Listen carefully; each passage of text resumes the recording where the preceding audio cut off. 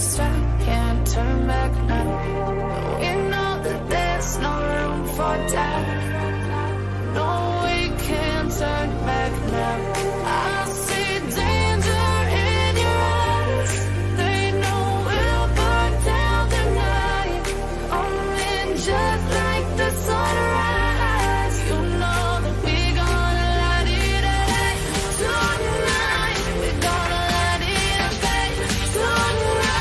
We're gonna light it up just like the sunrise. We're gonna light it up now.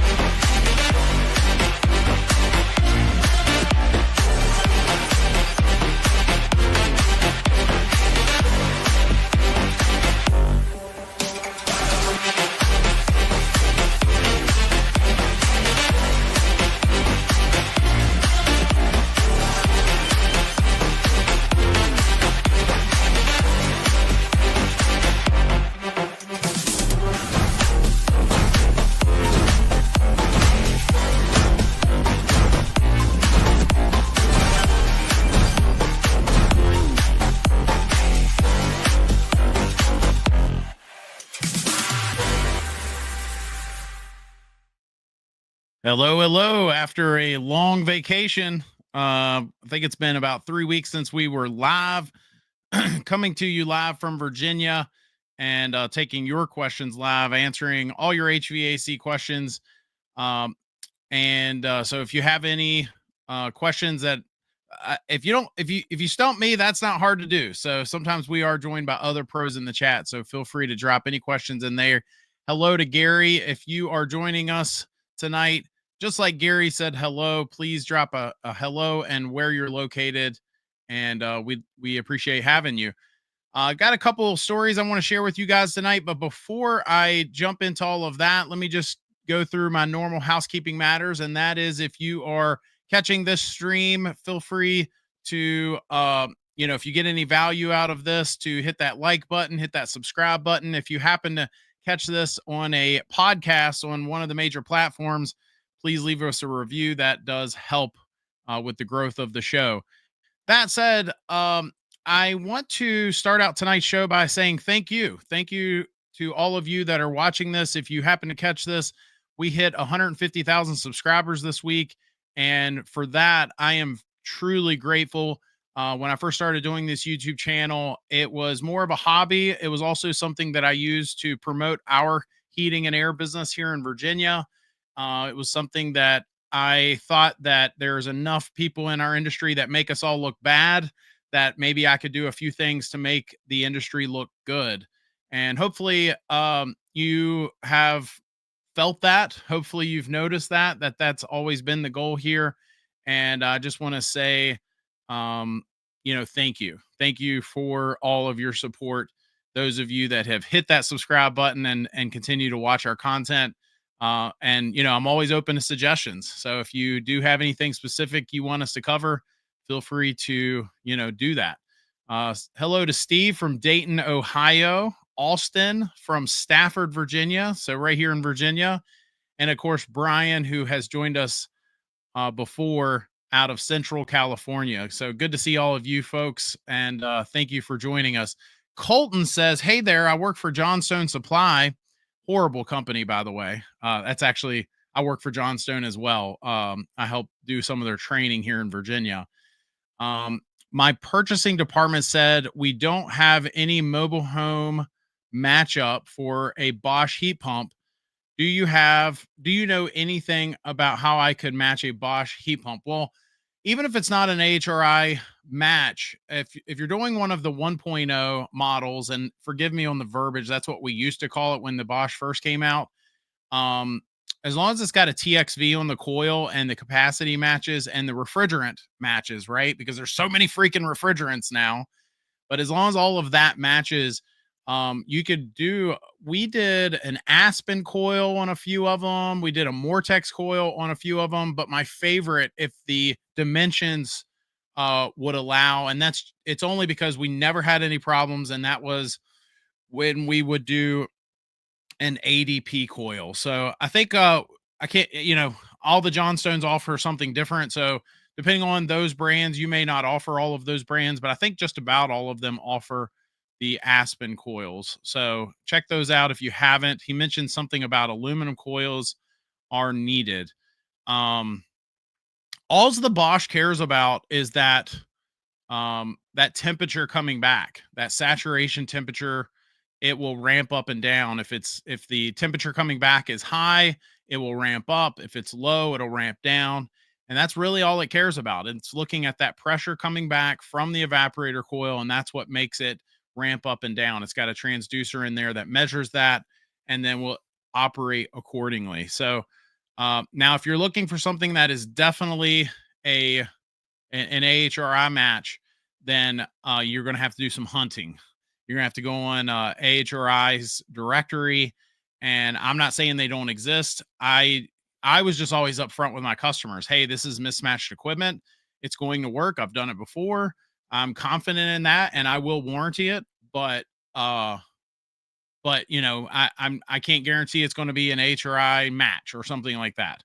So I know that's probably cuss words these days. I'm probably, what I'm saying right now is not okay, but you know, 9 times out of 10, I want good AHRI matched equipment. I want everything to be covered under warranty from the manufacturers, but we all know that mobile home electric furnaces are a whole nother animal. We do Aspen coil with Coleman EBE 10. If you've got the Coleman stuff, you might be able to look at the Hisense lineup as well. Hisense has a technology very similar to Bosch's, meaning you can do an outdoor unit that will match with that coil as well. So check them out. If you guys don't currently offer Hisense, I know that more and more Johnstones, as time keeps going on, they keep picking them up. So Philip says hello to Philip. Good to see you. Steve says, here in Dayton, we got more snow than I can remember, and my heat pump outside unit was covered in snow and ice. No bueno. Definitely want to get that off of there if you can. You know, especially if you're using it, if it's running and you're getting heat off of it, we want to get that thawed off of there. I had a mini split, the same thing. I have a mini split on my little office that we're building for YouTube stuff, in my backyard. And I've got a little Daikin Aurora mini split. Daikin's a sponsor on our channel. So just so I don't get in trouble with the FTC, I just want to disclose that. But I've got a Daikin Aurora mini split out there, and the ice was starting to build up on the coil. So I had to get that off of there. I don't know if any of you have ever had to do that. What your method of doing that is. I've seen different folks use heat guns or all kinds of different things, but the thing I've found that's the easiest thing to do is, especially you want to turn the unit off because you don't want the head pressure to get too high, but is get some hot water. Just, you don't even have to boil it or anything. Just, you know, turn on your tap, get it as hot as you can, put your pot under there and throw it on that ice and thaw it down, and at least enough to get some good airflow in there. And you know, that's that is my opinion. I don't want to be sued or anything if you ruin something. Don't do that unless you know what you're doing. How about that? So Henry says, if you work at Johnstone, you should know any air handler or furnace will match up with a Bosch. Well, that's not true. It's not any air handler or furnace. So the capacity has to match. So if we're doing a 3-ton Bosch, I don't want to be pairing that with a 1.5 tons. Well, let me rephrase, because the 3 can be programmed. If I'm doing a 5-ton Bosch, I don't want to pair it with a 1.5 tons. I do want the refrigerants to match. And then that indoor coil has to have a TXV. So it's not any air handler or furnace. You want all of those things to match. And then other than that, you're correct. Bosch doesn't really care what the brand is of the coil on the other end. But I will say this, a lot of these mismatched things we used to do with Bosch and Hisense and some of these other pieces of equipment that have that technology, I wonder where that's going to go with these new refrigerants with that sensor Are we going to see electric furnaces with the ability of having some sort of sensor? And if so, like Goodman has their Dragonfly board so it can operate with a gas furnace, and give you that mitigation with those A2L refrigerants. And for those of you that don't know, if you're a homeowner and you're not up to speed on this, the new refrigerants, because they're mildly flammable, have to go into a mitigation mode if that new sensor that they're putting in all the A2L refrigerant systems, if it senses a leak, if it senses refrigerant in there, it will bring the indoor fan motor on. So it'll be interesting to see with some of these matchups that we see in mobile home furnaces how that will go, because that is that's something that you're going to have to meet code either way, right? So NK, welcome to the show, says thoughts on adding an additional return to the other side of a furnace. I have 100,000 BTU unit with only a 16 by 25 return inlet. Some furnaces, depending on your uh your instructions, is what you should be reading, they will tell you that if you're going to do a side outlet, if you're not going to come out the butt end of that furnace, forgive me for the verbiage, but the normal end, if you're going to set it at, like, for example, in an upright position and cut the side out, that you have to cut out more than one side to get proper airflow across that. So I would defer you to your instructions. You said the furnace is in a semi-finished basement. Yeah, I would check out the instructions. Most brands, just pull up the model number and just search instructions. And most brands, not all, some of them for whatever reason want to put everything under lock and key, but most brands you should be able to find what you're looking for and get that answer. Brian says, are Linux boards going out on split systems on any of you folks here in the chat? I know of about 5 homes personally. Any thoughts? Interesting. Yeah, I'd love to hear if anybody out there has anything to say on that as well. SFL, welcome to the show, says Fran here. And I always forget to call you Fran. So if I call you SFL again, I apologize. They are pushing geothermal heating and cooling a lot more now. Yeah, there was a span of about 5 years here local to me where there were some companies that were basically built, I don't want to say from the ground up, but from nothing to something pretty quick, on geothermal systems back when I believe Obama's administration put in those um, incentives for geothermal systems. There were some big incentives. You could put in a $40,000 system and get 20 or 30,000 of it in incentives, and so folks were like, "Well, this is a no brainer." Um, and so I remember those companies popping up. I don't see as many of them now, but um, it's definitely there. It's a good technology. Although I think the air to air technology and especially the air to water technology is definitely catching up from an efficiency standpoint. And it's not so much that they're as efficient, but the investment on some of those systems, I see a lot of homeowners making the decision to maybe avoid something that's going to cost 40 or 50 grand. I mean, that was 40 grand back then. So who knows what they're charging now to put these systems in, Lord knows.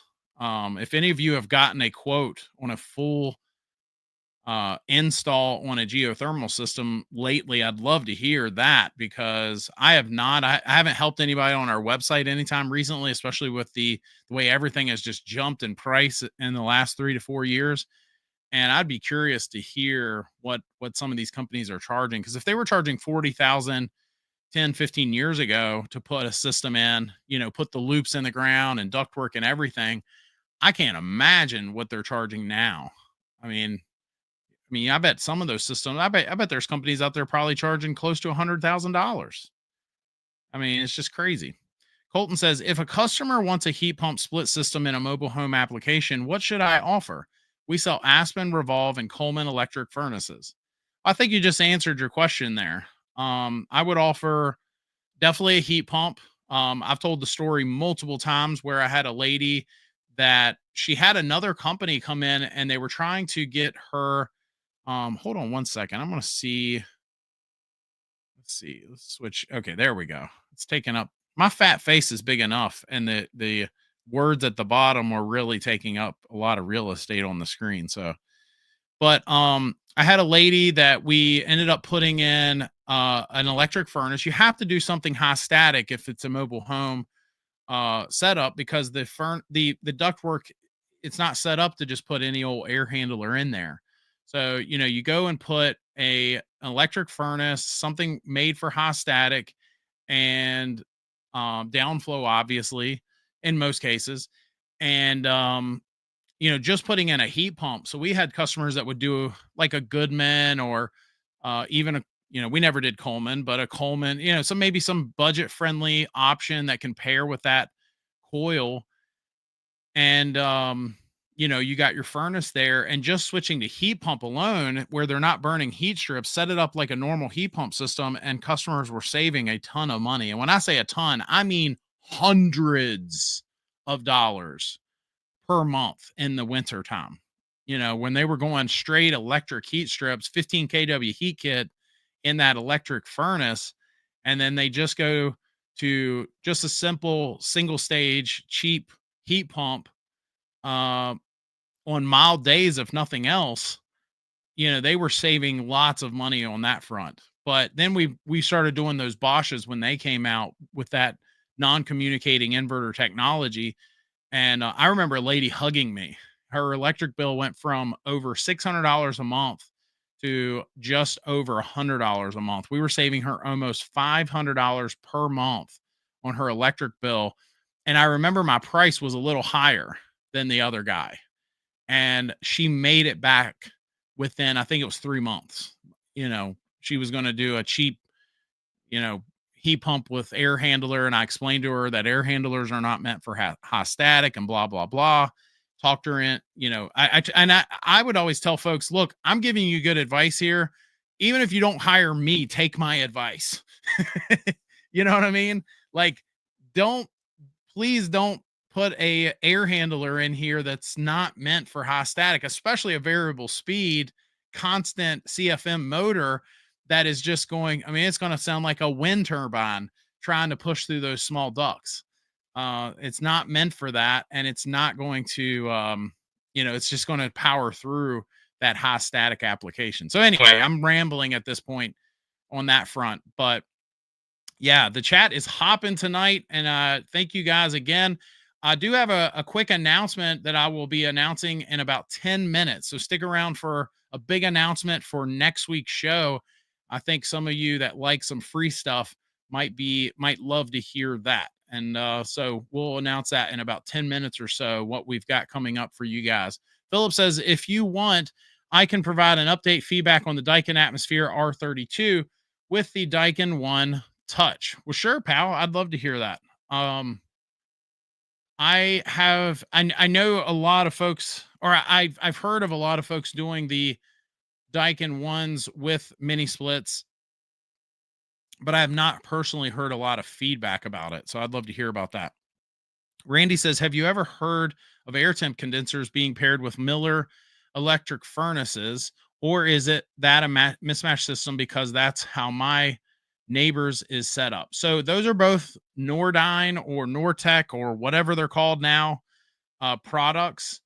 And so chances are, if there was going to be a match with an electric furnace, it would probably be that one. Now, I'm not a fan of Nordyne. I had a lot of problems with their outdoor units when I had my business, and they would not honor the warranties on a few occasions for reasons that I thought they're the only company that I would openly talk bad about on my show here. I try not to make enemies, but they're the only one that has just on multiple occasions stuck it to me. So not a fan of them. However, I will say their electric furnaces are just fine with that. They were the ones that we would put in. We'd do a Nordyne, like a Miller or Intertherm, which is basically a Nordyne electric furnace. And then just knowing that if something breaks, I might have to honor the warranty, but it's not much to an electric furnace.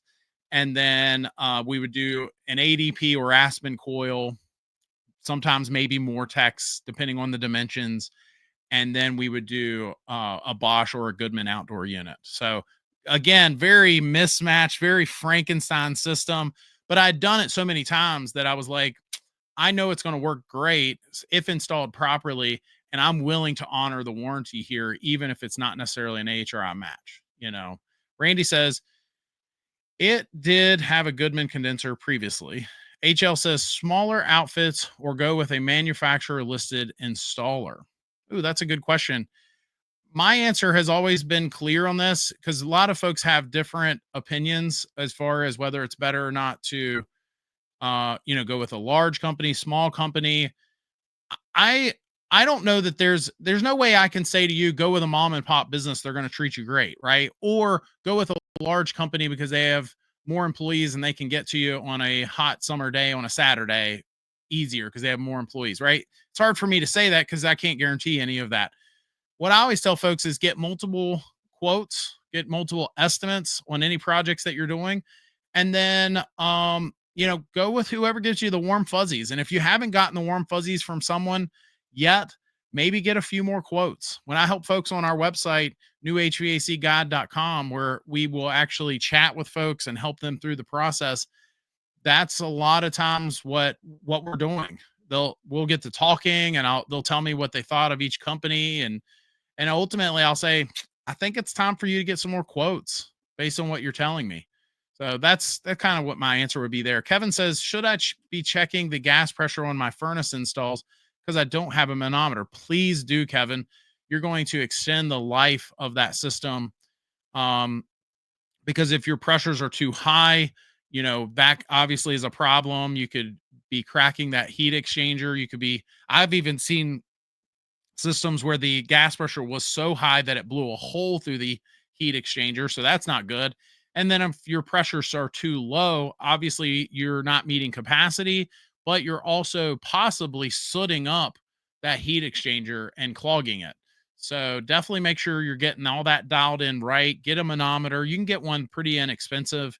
And, homeowners, close your ears for a minute. But Kevin, just build it in on a job. Maybe build in half of it on this job and half on another job, but get the right tools there. And that way you can, make sure you're doing that right. Colton says, what are your thoughts on First Company? Their customer service and getting parts from them have been a nightmare for me. No comment, Colton. No comment. Philip says, so the supplier depot that supplies the parts to my installer didn't know they need a special kit for the One Touch with the atmosphere. Yeah, you have to. Yeah, you got to get the one that has the adapter. Yep. And as I said earlier, it's not something we see a whole lot of. So I can't fault them for not knowing that, right? It's not something we do a lot out there, right? It's called the smart thermostat for ductless part, includes a translation adapter. Yes. Yep. Send over a third-party translation kit with a separate Daikin One Touch. Yep. Yep. We've all fought this battle before, pal. The S21 Molex is smaller and the supplier needed to work with Daikin to get the adapter wire harness. Steve says, have you or anyone here had customers complain they didn't save money on utilities and you have to explain there's been a heat wave or cold spell or big increase on utility rates? Yeah, I actually have been dealing with this with another contractor not long ago, and I think there's always that sense of there's this like, and we're all of us heat and air guys have been guilty of this, I feel like, but there's this sense of you're immediately, your walls are up and your sword is out when a customer starts coming to you with a complaint. And what I had to explain to him, I was like, listen, man, let's go over there. Let's go over there and see what's going on. Maybe, just maybe, they're what they're saying is correct. They're not just trying to give you a hard time. And maybe we can go through everything. Let's go through the settings on the thermostat. Let's test it. Let's make sure the heat kit's not coming on prematurely. Let's make sure everything's on the up and up here. Don't just immediately go defensive on them. You may be able to, at the end of the day, end up with a happy customer here if you can just, put that sword down for just a second. Now, if you go over there and try to help them and they've got their sword out, then, sometimes you got to draw it. But that's what I would always tell my guys, put your sword away. Let's go over there. You can still hold your shield. That's the analogy I would always use. But let's see if we can get to the bottom of this. Let's see. HL's talking to Philip there. Ryan, what's up, pal? Good to have you. Timothy Green, welcome to the show. I'm a retired industrial electrician, heavy industry. I now have a heat pump. I have a spare capacitor and contactor. What other spare parts should I have? Ooh, that's a loaded question, pal. Um, that's a very loaded question. The capacitor is probably the one that pops the most on hot summer days, right? Especially folks that are not having that system maintained. Capacitors will fail often. Um, I'm trying to think when we had our service trucks, we always made sure when it was springtime and we were getting closer and closer to the summer, we would always take an inventory on our capacitors. We always kept two thermostats on the truck, one Wi-Fi, one not. Um, we always kept an array of contactors, relays, sequencers. Um, but I think just about anybody would probably have to say that the part we replace the most is the capacitor, at least in the summertime. Um, but if we start getting into the refrigerant loop, now we're talking about a whole nother animal. Refrigerant leaks and parts that go bad and all of that. That's a whole other animal entirely, right? So Philip says originally Supplier Depot sent an air zone not knowing.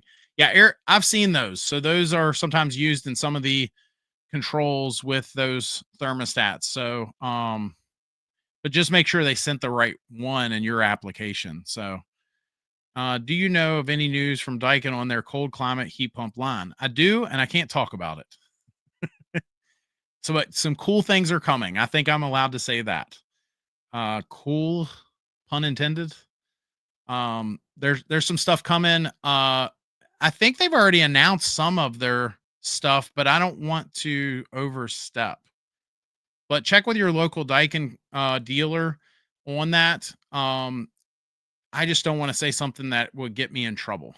Because sometimes I get told things and they're like, well, you can't talk about that yet on your YouTube channel. But some cool things are coming. I think I'll just leave it at that. So Philip says, so that's the parts install side of things.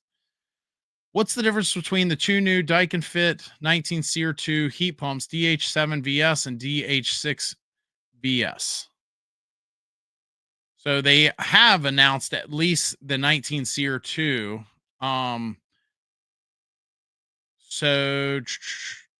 Before I get ahead of myself here, let me look up both of those. The DH6 that's the Fit.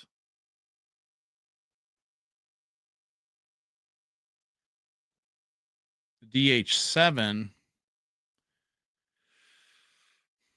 I think that might be that newer Fit that does qualify for some of the things that the original Fit did not. But again, I don't want to overstep here before I say too much. So I'm going to tread lightly on that one, Ryan. And we actually will probably be doing a video on some of the new products very soon. We've got a ductless one coming up. We've already recorded it on some of the new ductless stuff coming. And then there's a really, really cool product. The Otera 115 volt that I think is really cool. It's got some features that is very unique, unique. They are very unique. And then we're going to be doing one on some of the products that you're talking about there. So I'll tread lightly on that before I say something inaccurate. But the DH7 is right there on their website, so it's obviously there. Now, as far as the 19 SEER, I'm not sure. I'm not sure on that. On the model numbers you threw out there. But anyway, we've got a video coming up on that topic to kind of go through everything. Philip says, now for the usage, Daikin One Touch, in my opinion, has a laggy UI. However, when turning on and off the mini split, it was faster than the IR remote. Interesting. That's interesting. How do you test a capacitor? There's a couple ways you can test a capacitor. The easiest way, I think, and the way that I would always teach my trainees is to just kill power and do a microfarad test, and have a meter capable of doing a good microfarad test, testing the capacitance. But there is a way to do it running. There's YouTube videos on that. It's just not something that I was ever. I didn't really want my guys doing it, if I'm being honest. It to me, it was a something that they didn't even need to do in most cases. But I had one guy that would do it every now and then just to see what's up. That said, before I move on in our chat here, I did want to make a quick announcement, and that is as a thank you to all of you. We did hit 150,000 subscribers. Next week, next Tuesday night at 8:30 p.m. Eastern, 5:30 p.m. Pacific, we'll have our show, but it's going to be a very unique show. We will probably be taking less questions live, although I'd love for you guys to still show up and say hello in the chat. However, we're going to have some of our past guests that we've had before, some of the favorites, if you will, some of the ones that you have requested us to have back. And so we're going to have a few of them popping in just as almost like a celebration, a thank you to them. And, for us hitting that milestone. But we're also going to be doing some cool stuff with giving out some cool things. We're going to give out some prizes, if you will. And we did this once before, and it was a lot of fun. So we will be giving out some stuff. Make sure you're here next Tuesday. I've already got a pile of stuff ready to go to give out. So make sure you're here next Tuesday night. I'm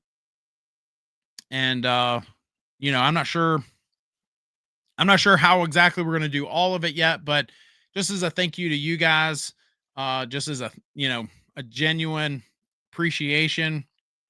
Hopefully you guys, if nothing else, can get something free out of it. Get a cool prize out of it. So let's see. Philip says Daikin one touch with the atmosphere makes it operate like a dummy AC. It literally turns off and on the unit when the temperature is reached or drops. It should still communicate, unlike some of the other Wi-Fi, unlike a lot of the other mini split thermostats out there, or even your remote. Your remote is not actually communicating. It's just sending a signal and telling that system what you want. And then, so you would think that adding the Daikin 1 would make it more, fully communicating. So that's interesting. Philip says the atmosphere vent vanes use a very noisy servo. So I was able to hear it go off and on when the temperature is reached and dropped. Interesting. I think the atmosphere is like 27 SEER or something like that. It's really high SEER rating compared to a lot of the mini splits out there. Ryan says, Timothy, maybe have an extra float switch wires for burned or shorted wires. Yeah. Not a bad recommendation there. I got the model numbers from the Daikin website. One of the 19 SEER 2 models does not go up to 5 tons, I noticed. Yeah, there's a couple other products that are like that. So good observation there. I wish Daikin can fix this and make the Daikin thermostat behave like the IR remote usage and their older BRC 1E63 wall controller. The BRCs, I think, are usually mostly used for the VRV stuff. So, just a note there. Philip says, congrats on the 150K subs. Thanks, pal. Emery says, can you explain to me how inverter technology works? Well, that's a loaded question. I could probably do a whole show on just that topic alone, but ultimately, inverter, when guys are talking about inverter systems, they're basically talking about a system that can rectify the voltage and then invert that voltage before it goes back into the compressor. And now, why would you want to do that? And ultimately, it gives that system the capability of being able to ramp up and down. So a typical single stage system, imagine a light switch where there's either off or on, right? Off or on, nothing in between. So it's either completely off and not running, or fully wide open running at 100% capacity. A, a two-stage system would be the same thing. So you'd have off, on, and then an in-betweeny. You'd have one in-betweeny that's usually, with most systems, about 70% capacity. Some systems at 65. And then an inverter system would be, off and then a whole lot of in between. There's times when it's ramping up and down, and barely running at times, and still running, keeping the humidity down, uh and the temperature comfortable in there, of course, quieter and all that good stuff. I am not going to say your name correctly, so I'm just going to say M. I have a side discharge heat pump. The fan on outside unit comes on and off periodically, even when my thermostat is off. Yeah, we actually just did a video on this. It's our best performing video we ever did, talking about some of the mistakes. I think it's called the 3 biggest mistakes made in the winter, something like that. And we talk about not covering the unit for that reason, that some, especially inverter systems, they do not want you covering that system, because it will turn on periodically to either cool the board, to to cool another component, maybe even thaw the system, whatever the reason it is. But they specifically will say in the instructions, please do not cover this system. And what's funny to me is there's been a bunch of people arguing with me in the comments on that video, and they're like, "Oh, I've done this for 38 years for my system." Yeah, it's 38 years old. That's why it doesn't have any of the newer technologies. One guy even was like, "This guy doesn't know what he's talking about." You know, I think I can read the instructions on a unit, and it says do not cover it. But anyway, that's probably why it's doing that. Make sure that you obviously are keeping it clear and not covering it and all that fun stuff because of that reason. It's most likely turning on periodically to cool that system down. The heat sink, some systems even have a cooling loop on the inverter board itself, literally mounted right to it, meant to keep that board cool, and so on. Philip says, I agree with you on your comment on how the Daikin One Touch should operate, as that's what I expected too. But I hope Daikin is here to see this and get it fixed. Ryan says, Philip, you'll get used to the atmosphere of noises. I know I did with the TV on. It's like it's not there. The only things I disabled was the lights, and follow me sensor motor was loud when moving. Interesting. Ryan says, how do you feel about private equity HVAC companies? Honestly, their whole approach that I see them talk about on YouTube makes me not want to hire them. Surprised they even post their strategies online. Yeah, that is interesting. That they do that. I think business is business at the end of the day. I think as long as they're not doing anything that's harmful to our industry, then I have no problems with somebody that invests in a business, invests in their employees to make a profit, and then possibly even sell that business if that's what they want to do. um as long as they're not hurting our trade in any way, I don't know that I would have anything to say about their business practices or anything like that. So you know, all in all, what is the oldest HVAC system you have seen? Good question. I had a system at one time. Now the system was inoperable, so for how long it was inoperable, I don't know. But I had to replace it, and it was from the '60s, and that was probably, I don't know, 5 or 10 years ago. So for it to have lasted that long, whether it was running that long, I don't know, but it was still there. And of course, we replaced it with a new system. So that was probably the oldest one that I could just think of off the top of my head. I had a boiler one time that was almost 100 years old that we worked on. That was kind of cool, and it was still doing its job. It was not pretty. She was old. And I don't think we could have got a part for it if we tried, but that was kind of crazy. Um So, and I don't remember the exact year on that, but I want to say it was like the early 50s, maybe even late 40s, which was crazy. And she was still trucking. So, and that was in operation. Now, how efficient it was, I don't think was, great, but it still worked. It still made the radiators hot in the house. So, yeah, that's probably the oldest one of those. So, yeah, man, I got something in my eye all of a sudden.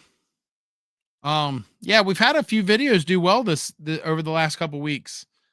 We've had one that's over 400,000 views, and it's a week and a half old, I think. So that's definitely the best video we've ever made. And then we've had a couple others do pretty well as well. So thank you guys for that. That's kind of cool. I've been doing this now coming up on 5 years, making YouTube content, trying to help folks. And it's just kind of cool, to finally see that, see something go not viral, but viral for me was kind of neat. I did have a couple news stories I was going to share with you guys. The chat got to hopping. So while we've got a break here and while you guys are thinking up your next question or whatever, let's hop over to one of these news stories. And let me get my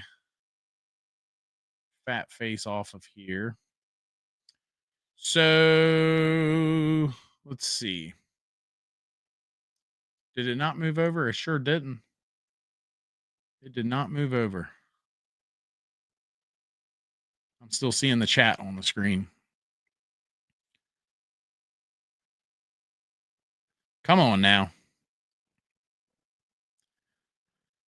I guess I'm not going to be able to talk about these news stories. Share.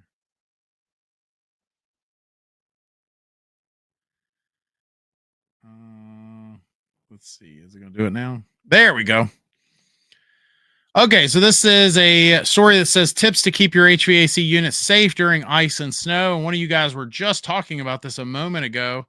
And so hopefully this will help some of you folks. This story comes from WKYT, and it looks like they are in Lexington, Kentucky, or at least they are in Kentucky. And so it says, as the snow and temperatures continue to fall, HVAC and plumbing companies are working around the clock to make sure everyone can stay safe and warm. We actually had a company local to us this past week post on their Facebook page, we're not taking any more calls. I'm sorry, but we will not take any more calls from anyone.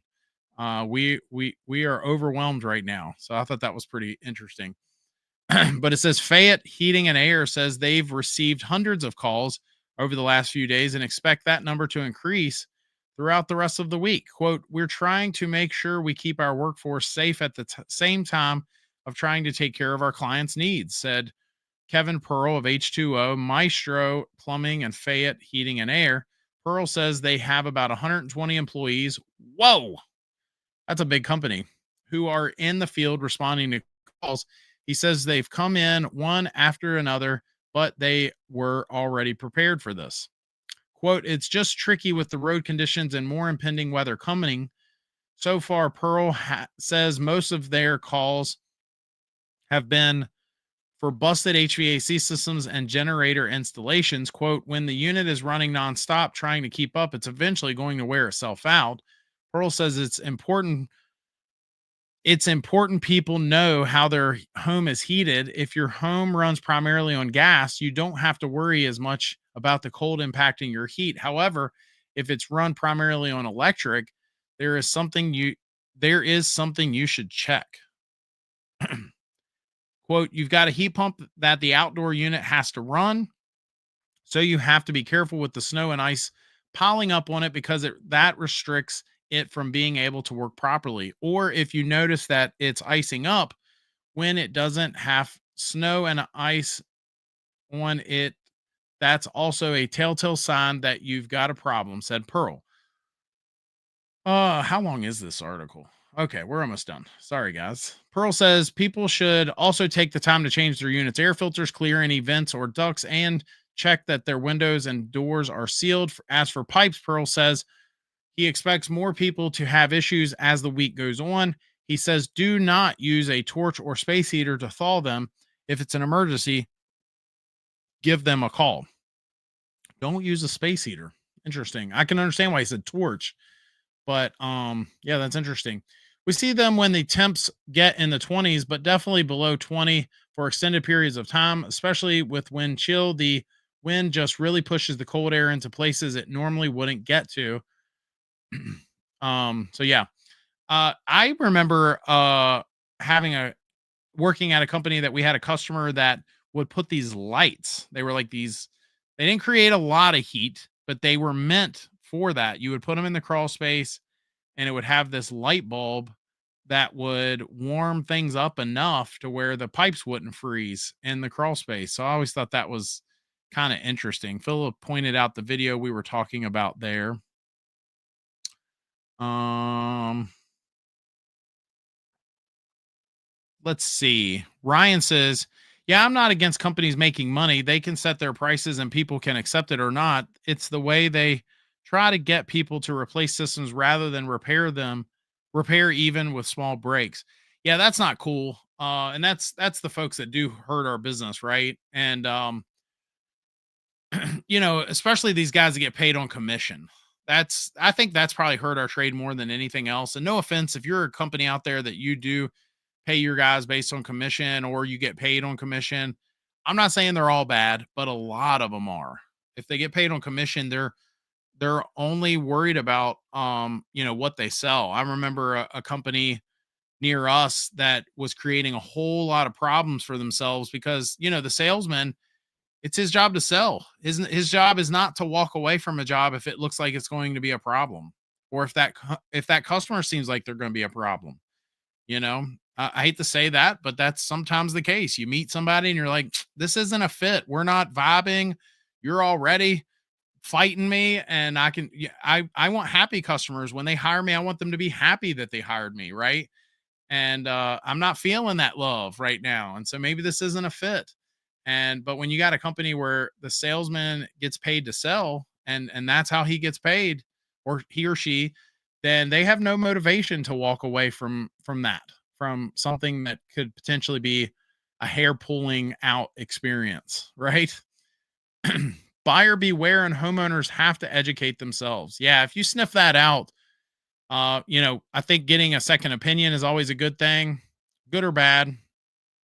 Even if you got to pay for it in some cases, might be worth it, right? Philip says, I felt replacing for my case help with the power usage, especially now I have a longer warranty and a system that works with solar. Oh, that's neat. Very cool. Annie, welcome to the show. I've had my air ducts replaced. However, when the AC comes on, it blows out cold air before getting hot. Help. So I'm assuming you're saying that the heat, so you have a heat pump because you're saying when the AC comes on. If you're talking about air conditioning, then please let me know. But if you're talking about heat, if you're talking about the heat pump blows out cold before it gets hot, there are things you can do to alleviate that. So some systems already have something on there called hot start technology where they will, automatically have that feature where if you call for heat, you'll hear the outdoor unit turn on and then the indoor unit won't turn on until it gets to be a certain temperature. But um sorry, I got a little ADD tonight. I'm reading other comments while I'm trying to answer yours. Um and so I think there's a couple of things you can do as long as it's keeping temperature in your house. Then you could do nothing, right? You can point the ducts to where it's not blowing directly on you. It might turn on and be cold for a bit. And I would say that the majority of folks, especially that have systems that are budget friendly systems, they're not communicating inverter systems. That's not uncommon, right? In fact, in my house, that's how it works. When it first kicks on, if I put my hand over the vent, it might be even a little chilly there. And then as the system continues to warm that coil up, then it gets warm coming out of those vents. So that's the first thing. But the second thing you could do is I do remember years ago working for a company where they literally added hot start technology to a system. And the way they did it was they actually added a limit switch, a thermal switch to the circuit for the fan motor. And I forget how they did, because if it was in heat or cool, you would have to change that. But they set it up to where if there was a call for heat, the signal from the thermostat would send to the fan motor to turn on, but the fan motor would not turn on until that coil reached a certain temperature. You'd really have to find somebody that knows what they're doing to wire all that up, because you still want the system to have the ability to control the fan in AC mode. And a lot of furnaces that have that technology, that's all built into the circuit board itself. So you're going to have to really figure out kind of how to wire that, have someone that knows what they're doing, especially, yeah, because you would almost have to wire another relay that would only operate if it got a heat signal, and then that heat signal would then close and allow that relay on the limit switch. I'm just kind of thinking all this out. It could get a little complicated, because you would want that to not be in operation if it was in a cooling mode, if it was getting a call from cooling. So,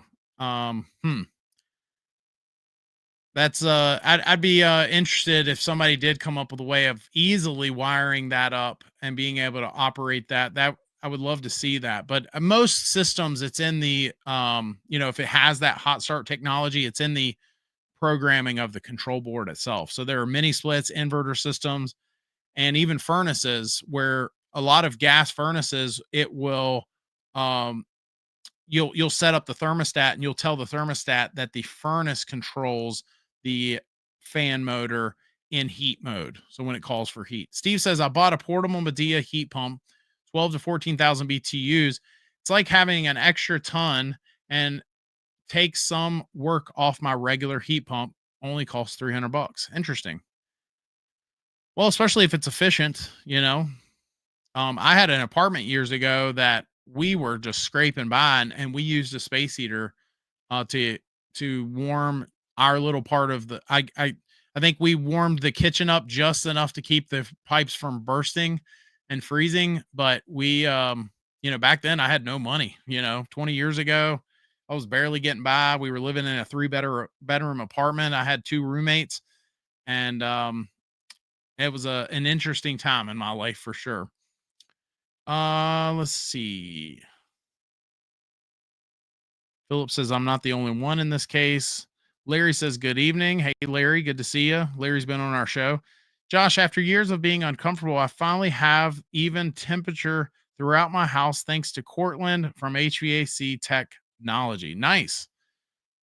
He's representing your area down in Charlotte, right? Representing well. That's great. I'm lucky I found a local HVAC tech on YouTube with proof he knows what he is talking about. Wish everyone had that experience. Yeah, I think it'd be kind of cool if everybody got to kind of see. Wouldn't that be cool? Like if you were about to hire a company and then every heating and air company had their own scout video. Like I remember in high school when we played football that we had our scout tapes, and when I played, the teams would scout one another. They would spy on one another, almost kind of. They would go to each other's games and record tapes. But then as time's gone on, I think it was just a few years after that, the teams themselves just simply have tapes that they'll just exchange, so they don't have to do all of that, which I thought was interesting. In fact, I think there's a software for it now. But anyway, wouldn't that be cool if heat and air guys had that? I know bidding against some of the companies I used to bid against, I would have liked that. I'd be like, go watch their tape and then watch mine, and you'll see why their price is what it is. Phil says, I have a 3-ton central condenser that can wall mount or pad mount in South Alabama. No snow. Is there a best method for mounting? Ooh, that's a loaded question, Phil. I'm sure there's a lot of different opinions on that. In fact, I bet there's a lot of different opinions in your local area. If you're in South Alabama, I would be curious has it ever flooded there? I know there's parts of Alabama where that might be a concern near the wetlands, swamps, and so on. At least I think Alabama has that. But We have a county in our area where it's literally code now that you have to build the unit a certain amount off the ground.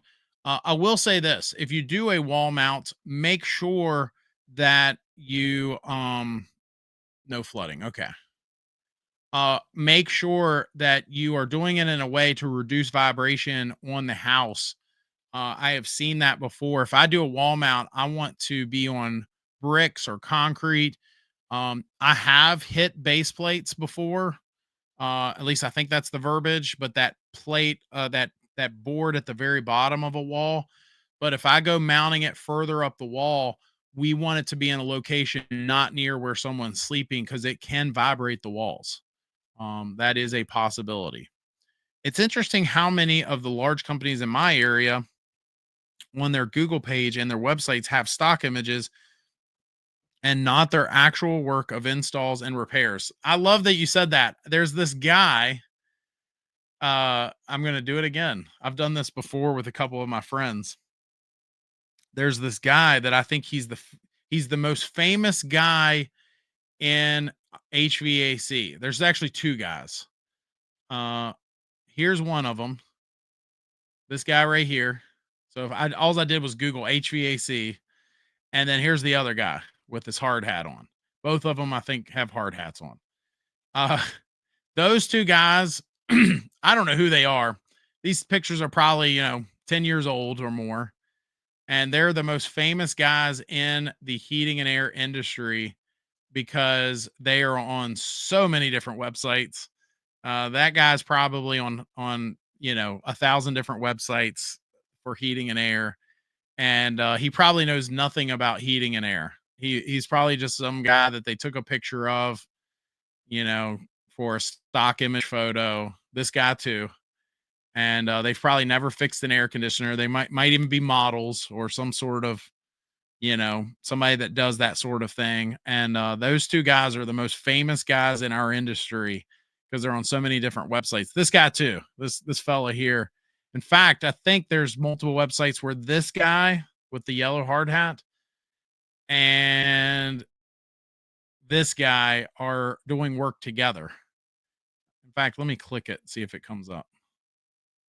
But I've always said that I wonder what the guy's name is. Like if his name is, there they are. Okay, maybe it's a different guy. Red shirt guy there doing work together there. But yeah, those guys are the most famous guys in our trade. And they probably don't even know anything about our trade. You got any last questions before we wrap up the show tonight? Again, next week, make sure you're here. We're going to be giving away some stuff. We're going to be having some of our, just as a celebration, a thank you for hitting the milestone of 150,000 subscribers.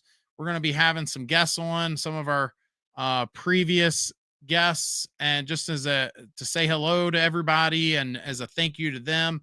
And so we're going to have some of them on. And then we're going to have, which Larry, I don't know if you're still on here, but if you're around next week, you've been one of the OGs. You were one of my first guests I think I ever had. But we're going to be giving away some stuff next week, and get your, make sure you're here. Get your last minute questions in here. But before we do wrap up tonight, I do want to say this. We know there's some bad apples out there. We know there's some guys and gals that make us all look bad. If you know somebody that's a good apple, somebody that makes the industry look good, they do good work, and you think that they are a good representation of our trade, make sure, or do me a favor and drop their name in the chat and where they're located. So any good heating and air, electricians, or plumbing companies, any of those, drop them in the chat where they're located. We're going to show them some love. We'll highlight them on the screen, but we also might be able to send them a little more than love. And that is if someone in your area happens to see your comment, we might be able to send them some business. So drop those names in the chat where they're located, and let's show those folks some love. Steve says, do you need a hard hat to do residential HVAC? I never wore one, but maybe there are certain states that's required. Brian says, congrats. Thanks, pal. Emery says, what do you do about people who hire unlicensed contractors? Well, I don't think you do anything. I mean, I don't know what you could do in some states specifically, but what a lot of homeowners don't know is it can be argued in court that if you do hire someone that's not licensed, that it's on you. So if that unlicensed contractor does something and it ends up, causing harm to you or your home, you have no recourse because you hired someone that's not licensed to do what we do. So that's probably an extreme view, and that's probably only in some states, but I believe that could be argued in court. Other than that, I can tell you, I can really only tell you about Virginia, and best as I can tell, there's no legal recourse for anyone other than our local trade organization can they can make it harder for you to get licensed if they find out you're doing unlicensed work. They can revoke your license if you have one and you've done something you shouldn't, but there's no really legal recourse unless the homeowner sues that person they hired. And I don't even want to call them unlicensed contractor because they're not really a contractor at that point. They're not licensed. So that person that you hired or people that you hired, you're on the hook for that possibly. And so there's usually nothing you can do about it other than complain about them on Better Business Bureau, Google, and then maybe, sue them. But there's no police out there that's going to help you. The Better Business Bureau, they're just going to put some bad stuff on their website about that possible company, but then they'll just change their company name, So at least that's my 2 cents. And based on some things that I have seen, Ryan says super cool HVAC in Charlotte. So shout out to those folks. Gary says, thanks. Great show. I will be on the road next Tuesday. Sorry to miss it, but back in 2 weeks. Travel safe, pal. Travel safe. We do have some days coming up as well that we will not be available on Tuesday nights. I say I. And next Tuesday is one of them. Daggone it. I am so sorry, guys. So it's going to be 2 weeks from now that we'll do that special episode. 2 weeks from now, we'll do the giveaways and the guests and all of that. So, yeah, next week I will not be in town. So that said, we will be back 2 weeks from now. We'll do that special live episode where we'll celebrate the channel, 150,000 subscribers. Thank you to you guys for supporting us. And we'll do some giveaways and say hello to some of our great guests that we've had in the past. That said, I usually say make it a great week. I guess make it a great 2 weeks. And we'll see you then. Take care.